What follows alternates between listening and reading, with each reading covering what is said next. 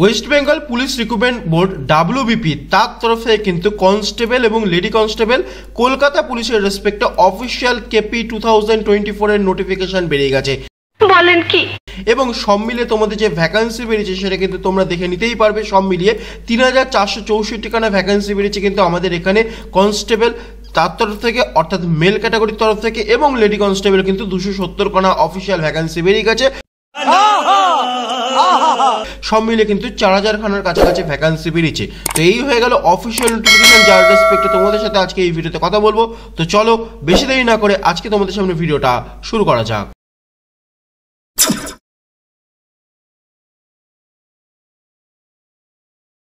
তোমাদের প্রথমে বলে রাখি যে পোস্ট বেরিয়েছে সেটা কিন্তু কনস্টেবল এবং লেডি কনস্টেবল বেরিয়েছে কলকাতা পুলিশ KP তার রেসপেক্টে। এবং এখানে কিন্তু পার্টিকুলার যে ভ্যাকান্সি বেরিয়েছে আনরিজার্ভ ক্যাটাগরি মেলদের জন্য কিন্তু 519 খানা ভ্যাকান্সি বেরিয়েছে। মানে তোমাদের এখানে বলা যেতেই পারে খুব স্বল্প পরিমাণে কিন্তু ভ্যাকান্সি বেরিয়েছে। এবং তার সাথে লেডি কনস্টেবল কিন্তু 35 খানা আনরিজার্ভ ক্যাটাগরির ভ্যাকান্সি বেরিয়েছে। এবং ম্যাক্সিমাম যে ভ্যাকান্সি সেটা কিন্তু সিভিক ভলেন্টিয়ার আমরা বলতে পারি, সেটা কিন্তু বেশি বেরিয়ে গেছে, 278 এবং 21 খানা বেরিয়েছে। যাই হোক, কিছু করার নেই। EWS ক্যাটাগরি 242 খানা মেল ক্যাটাগরির ভ্যাকান্সি বেরিয়েছে, SC ক্যাটাগরি 311 খানা বেরিয়েছে। তার সাথে সাথে কিন্তু এখানে ST যে ক্যাটাগরি সেখানে 69 খানা ভ্যাকান্সি বেরিয়েছে। এবং তার সাথে OBC A ক্যাটাগরি 104 খানা, OBC B ক্যাটাগরিও 104 খানা বেরিয়েছে। ওভারঅল মেল ক্যাটাগরি 3464 খানা ভ্যাকান্সি বেরিয়েছে এবং ফিমেল ক্যাটাগরি 270 খানা টোটাল ভ্যাকান্সি বেরিয়েছে। এই হয়ে গেল কমপ্লিটলি ভ্যাকান্সি চার্ট। এবং তোমাদের এখানে বলে রাখাটা খুবই দরকার যে এবছরে কিন্তু ভ্যাকান্সিটা অনেকটাই কিন্তু কম বেরিয়েছে, এটা কিন্তু তোমাদেরকে জানতেই হবে। তার সাথে তোমাদের যদি পরবর্তী ডিটেলসগুলোর রেসপেক্টে কথা বলি, প্রথমেই এলিজিবিলিটি ক্রাইটেরিয়ার রেসপেক্টে কথা বলবো। তোমাদের বলে রাখি এজ লিমিট 18 থেকে 30 বছর হতেই হবে 1/1/2024 ভিত্তিতে, অর্থাৎ এই বছরের ভিত্তিতেই। তার সাথে তোমরা কিন্তু 3 বছর OBC ক্যাটাগরিতে জন্য এবং 5 বছর SC ST ক্যাটাগরিতে জন্য কিন্তু ছাড় পেয়ে যাবে। অর্থাৎ 18 থেকে 30 বছর কিন্তু এজ লিমিট হতেই হবে। এই হয়ে গেল টোটাল জিনিস। এডুকেশনাল কোয়ালিফিকেশন সিম্পলি যদি মাধ্যমিক পাস করো তোমরা আবেদন করতে পারবে, আর কিচ্ছু দরকার নেই। সিম্পলি মাধ্যমিক পাশেই তোমরা আবেদন করতে পারবে, আর কিচ্ছু লাগবে না। এই হয়ে গেল সিম্পলি এডুকেশনাল কোয়ালিফিকেশন। এখন সব থেকে ইম্পর্টেন্ট, তোমরা কারা কারা ফর্মটা ফিল আপ করবে তোমরা কিন্তু এই পার্টিকুলার চার্টটা দেখে তবেই ফিল আপ করতে বসো, আদারওয়াইজ বসো না। মেল ক্যাটাগরির রেসপেক্টে তোমাদেরকে বলে রাখি সিম্পলি হাইট যদি 167 সেন্টিমিটার হয়, ওয়েট 57 কেজি হয় তার রেশিওতে যদি থাকে, এবং চেস্ট যদি 78 সেন্টিমিটার প্লাস 5 সেন্টিমিটার এক্সপ্যানশন থাকে, তাহলেই তোমরা কিন্তু এখানে আবেদন করো। এবং তোমাদেরকে বলে রাখি যারা সিম্পলি এখানে ফিমেল ক্যাটাগরি আছে তাদের জন্য 160 সেন্টিমিটার হাইট হতে হবে, ওয়েট কিন্তু এখানে 49 কেজি থাকতে হবে, তাহলে কিন্তু তোমরা এখানে আবেদন করতে পারবে। এবং থার্ড জেন্ডারের রেসপেক্টে 163, 52 আর তার রেসপেক্টে দাঁড়িয়ে যদি তোমরা অ্যাপ্লিকেবল হও তাহলে কিন্তু তোমরা এখানে আবেদন করতে পারবে। সিম্পলি তোমরা দেখো তোমাদের হাইট এবং ওয়েটের রেশিওটা ম্যাচ করছে কিনা, যদি সেটা ম্যাচ করে তাহলেই কিন্তু তোমরা এখানে আবেদন করতে পারবে। মিনিমাম 167 সেন্টিমিটার কিন্তু এখানে হাইট থাকতেই হবে, তাহলেই তোমরা আবেদন করো, আদারওয়াইজ কিন্তু দরকার নেই করার, কারণ তোমরা কিন্তু প্রি এক্সাম দিতে যাবে ফর জেনারেল পার্সপেক্টের রেসপেক্টে, কিন্তু তারপরে যখন দৌড় হবে তার আগে যে PMT টেস্ট হবে সেখানে কিন্তু তোমরা সিম্পলি বাদ পড়ে যাবে। তো এটা কিন্তু সবার আগে যে কারা কারা ফর্মটা ফিল আপ করছো। এখন চলে আসবে তারপরে যেটা আছে ফিজিক্যাল MT বা PMT ফিজিক্যাল মেজারমেন্ট টেস্ট, সেটা কিন্তু মেথড অফ রিক্রুটমেন্ট, যেটা অলরেডি বলে দিলাম। তারপরে PET থাকবে এবং তারপরে কিন্তু এখানে রিটেন এক্সামিনেশন থাকবে। তোমাদেরকে বলে রাখি টোটাল যে মেথড অফ রিক্রুটমেন্ট আছে সেটা কিন্তু প্রথমে প্রি এক্সাম দিয়ে শুরু হয়, তারপরে PMT হয়, তারপরে PET হয়, তারপরে ফাইনাল আবার একটা এক্সামিনেশন, ফাইনালে কিন্তু ইন্টারভিউ হয়। তো একটা একটা করে তোমাদের সামনে কমপ্লিট সিলেবাসের রেসপেক্টে কথা বলবো এবং এই বছর কি আদৌ কোনো চেঞ্জ করা হয়েছে তার রেসপেক্টও তোমাদের সাথে আলোচনা করব। প্রথমে বলে রাখি প্রি এক্সাম যেটা হয় সেটা কিন্তু 100 মার্কসের হয়। তোমাদের এখানে বলে কি 1 ঘন্টা পেপারটা কমপ্লিট সময় পাবে এবং এখানে কিন্তু পার্টিকুলার বেঙ্গলি, ইংলিশ, নেপালি এই 3টে ভাষাতে কিন্তু কোশ্চেনটা থাকবে। 100 খানা কোশ্চেন MCQ বেসের রেসপেক্টে হবে, যেটা কিন্তু তোমাদের কোয়ালিফাইং ইন নেচার থাকবে। তোমাদেরকে বলে রাখি জেনারেল অ্যাওয়ারনেস আর জেনারেল নলেজ থেকে 40টা কোশ্চেন থাকবে। অঙ্ক যেটা মাধ্যমিক স্ট্যান্ডার্ড তার রেসপেক্টে 30টা কোশ্চেন থাকবে, তার রেসপেক্টে 30 মার্কস থাকবে। এবং রিজনিং এর রেসপেক্টে কিন্তু 30 খানা কোশ্চেন থাকবে, 30 মার্কস থাকবে।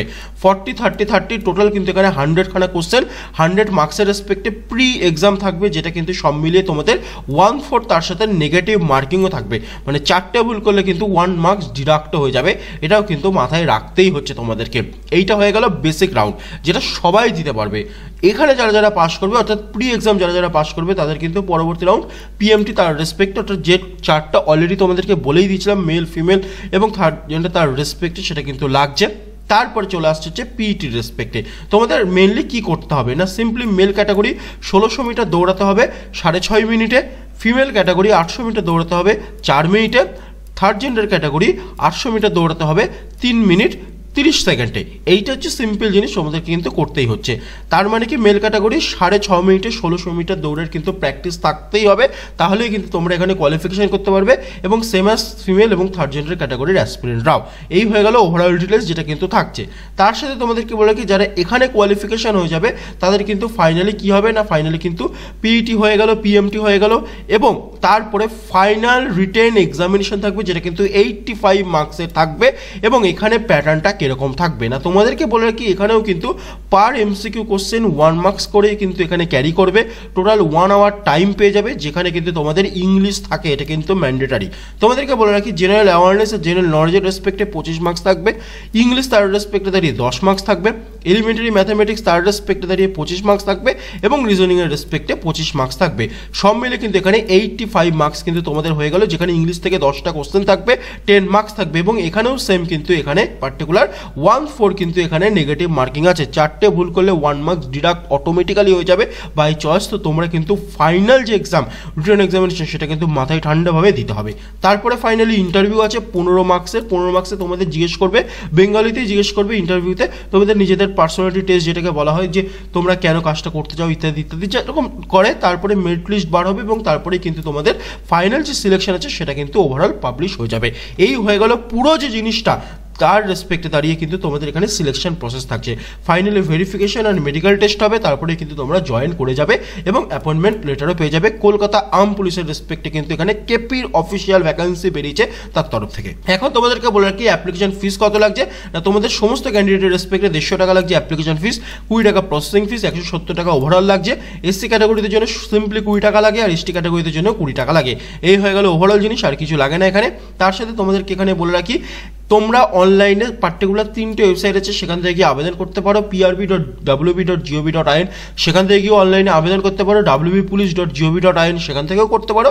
kolkatapolice.gov.in, সেখান থেকেও করতে পারো। 3টেই সেম জিনিস, ডিসক্রিপশন বক্স চেক করো, সব থেকে বেটার সেখানে অ্যাপ্লাই লিঙ্কও প্রোভাইড করে দেওয়া আছে, সেখান থেকে গিয়ে অনলাইনে তোমরা ফর্মটাকে ফিল আপ করে ফেলতে পারো। আর কিন্তু কিছু এখানে নেই, সিম্পলি এটা কিন্তু টোটাল ডিটেলস হয়ে গেল। যদি ইন এনি কেস তোমাদের যদি ফর্ম ফিল আপে কোনো রকমের ভুল ভ্রান্তি হয়েছে, তাহলে কিন্তু এডিট উইন্ডোও পাবে 7 দিনের জন্য, যেটা কিন্তু সিম্পলি তোমাদের কখন থাকছে না 1/4/2024 থেকে শুরু করে 7/4/2024 থাকছে। অর্থাৎ তোমাদের যে এক্স্যাক্টলি ফর্ম ফিল আপ শেষ হচ্ছে তারপরেই এডিট উইন্ডো থাকবে 7 দিনের জন্য, যেখানে তোমরা তোমাদের কিন্তু এডিট পোর্শনটা করে ফেলতেও পারবে যদি by any chance form fill আপে কিছু ভুল করো। আমার সাজেশন এটাই থাকবে, যখন ফর্মটা ফিল আপ করবে খুব ঠান্ডা মাথায় ধীরে ধীরে সুন্দর করে প্রপার ওয়েতে ফর্মটাকে ফিল আপ করো। এখন যদি চলে আসি ফর্ম ফিল আপের ওপেনিং ডেট কখন থাকছে এবং এন্ড ডেট কখন, তার তোমাদেরকে বলে রাখি 1/3/2024 থেকে ফর্ম ফিল আপ অলরেডি শুরু হয়ে গেছে, এবং 29/3/2024 অর্থাৎ 29শে মার্চ কিন্তু তোমরা ফাইনালি এখানে ফর্ম ফিল আপের লাস্ট ডেট পাবে। তার ভিতরে কিন্তু ফর্মটাকে তোমাদেরকে ফিল আপ করতে হবে। এই হয়ে গেল ওভারঅল ডিটেলস। তো ফাইনালি কেপির তরফ থেকে কনস্টেবল এবং লেডি কনস্টেবল পোস্টের রেসপেক্টে 2024 সব মিলে 4000 খানা ভ্যাকান্সি বেরিয়েছে, যেখানে ফিমেল ক্যাটাগরির রেসপেক্টে 270 খানা এবং মেল ক্যাটাগরির রেসপেক্টে 3464 খানা ভ্যাকান্সি বেরিয়েছে। কমপ্লিট ডিটেলসে তোমাদের সামনে আজকে এই পার্টিকুলার ভিডিওতে কথা বললাম, যেটা কিন্তু কলকাতা পুলিশের তার তরফ থেকে থাকছে। এবং তোমাদেরকে আবারও বলে রাখি ফাইনালি কিন্তু কেপির কনস্টেবলের নোটিফিকেশন বেরিয়ে গেছে। তো তোমাদের কিন্তু লড়াইটা একদম শুরু করে দেওয়ার জন্য কিন্তু একদম রেডি হয়ে যাও, কারণ আর কিন্তু ম্যাক্সিমাম 5 মাসের ভেতরেই তোমাদের পরীক্ষা কন্ডাক্ট করেও ফেলবে। এবং সম্পূর্ণ বিষয়ে তোমাদের সাথে আজকে এই ভিডিওতে কথা বললাম। তো ভিডিওটা যদি ভালো লাগে অতি অবশ্যই একটু লাইক করে চ্যানেলটাকে সাবস্ক্রাইব করো। প্রথমবার যারা ভিজিট করছো তাদেরকে বলে রাখি ডেইলি নিত্য নতুন জব নিউজ তোমাদের জন্য চ্যানেলে নিয়ে আসি। তো প্লিজ চ্যানেলটা যাওয়ার আগে সাবস্ক্রাইব করে যাও, পাশে থেকে বেল আইকনটাকে প্রেস করে যাও। আজকে ভিডিওতে এতটাই, দেখো অন্য কোনো ভিডিওতে অন্য কোনো টপিকের সাথে। Till then take care, tata, bye by.